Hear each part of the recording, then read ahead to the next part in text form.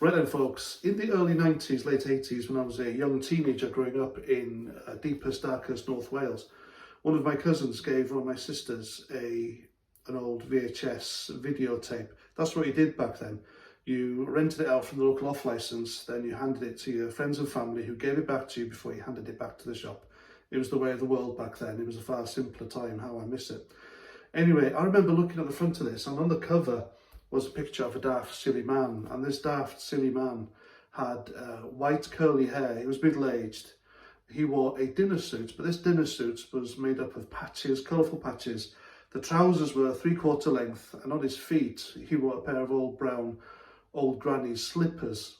And then on his head he wore an old leather pilot's helmet, and with the goggles and everything, and he just looked daft. And the name of this guy was Roy Chubby Brown. So me being me back then, I put the DVD in, even though it was an 18. My God, how things have changed. I feel really old now. And I put it in and I watched it from start to finish because the guy made me laugh. You see, back then, comedy was subjective. You didn't get cancelled for saying the wrong thing. If you didn't like a certain brand of comedy, you didn't watch it, and that's it. The only annoying person around who tried their best to do this kind of cancel culture was an old woman called Whitehouse, and she was on telly and she was making a massive campaign to make television more Christian and more or less offensive. Of course, these type of people now are far more extreme, and you can find them on Twitter. So yes, I watched Roy Chubby Brown, and I watched him for years afterwards. I found the guy really funny. When you're that age, at that time, his brand of humour, and it still is, his brand of humour is sexist, racist, smutty, riddled with profanity, but it makes people laugh.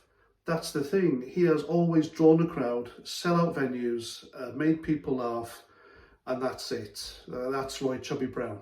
He is probably the last of the well-known, what we used to call blue comedians back then.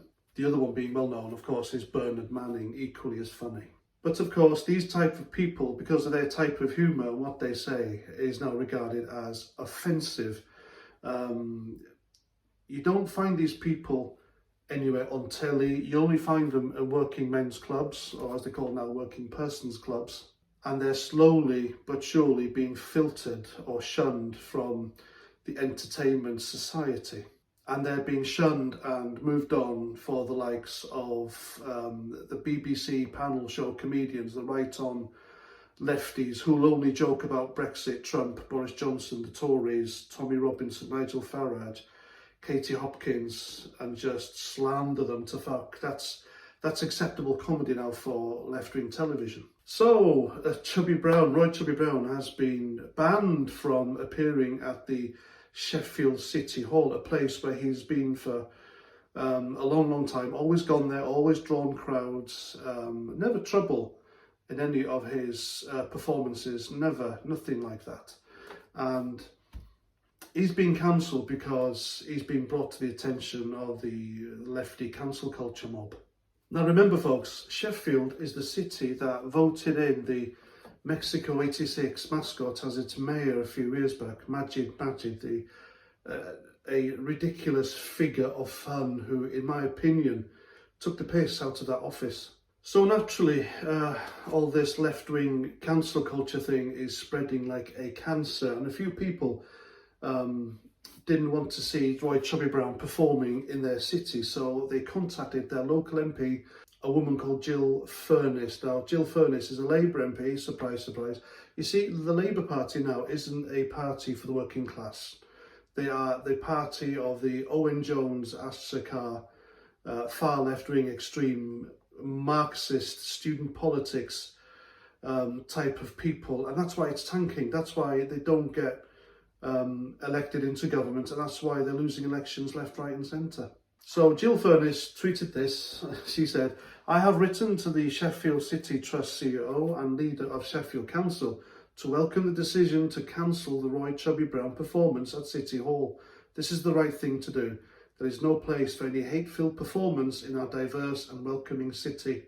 I think this is a disgraceful thing. Politics shouldn't get involved in matters like this. It's ridiculous. You see, the Labour Party are happy to ban Roy Chubby Brown, a comedian, and that's it. He's a comedian, he's not an activist. He doesn't go on stage and tell people to riot and murder and loot like some left-wing organisations. But they wonder why that the working class people are ditching them at the ballot box. So, being the virtual signalling, self-righteous arse that Jill Furness is, she posted her letter for everyone on Twitter to see and pat on the back, and this is what she wrote. I have been contacted by several constituents who have been concerned about the upcoming Roy Chubby Brown performance. Right, Roy Chubby Brown has been performing in Sheffield for years. Why are they concerned now? They were concerned that the humour peddled by Mr. Vassy, his real name is Royston Vassy, by the way, is homophobic, transphobic, misogynistic and racist, and that is no place in a publicly funded venue. Hang on, homophobic, transphobic, misogynistic and racist. That sounds like a certain religion of peace to me. Anyway, she goes on. Sheffield has a proud history as an open and welcoming city. We are the city of sanctuary, and this brand of divisive humour and others like it do not align with our city's morals and values. I agree with the views expressed by my constituents, and am therefore pleased that a decision to cancel the performance has been made so swiftly.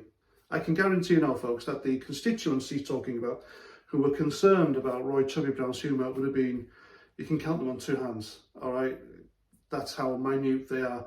Thousands of people in Sheffield have gone to see him over the years, over the decades, and they've never had a problem. This is yet another example of cancel culture and the local MP bending the knee to the local leftists who probably promised to raise Mary hell if she didn't support them, and that's where we are today.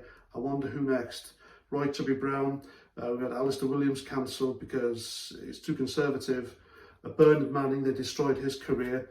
And it goes on, you have to be a left-wing comedian now, a political left-wing comedian who goes on 9 out of 10 Cats, wherever it is, that does Countdown, and the rest of the BBC shitty panel shows to get any recognition and to forward your career, such as Britain today, left-wing extremist Britain. Isn't it great? Anyway, that's my video. Let me know what you think in the comments. If you want to support my channel, if you want to support free speech, if you like what I do, then you can buy me a beer, because by buying me a beer, neither YouTube nor Google get their censorship-soaked hands on whatever you decide to donate.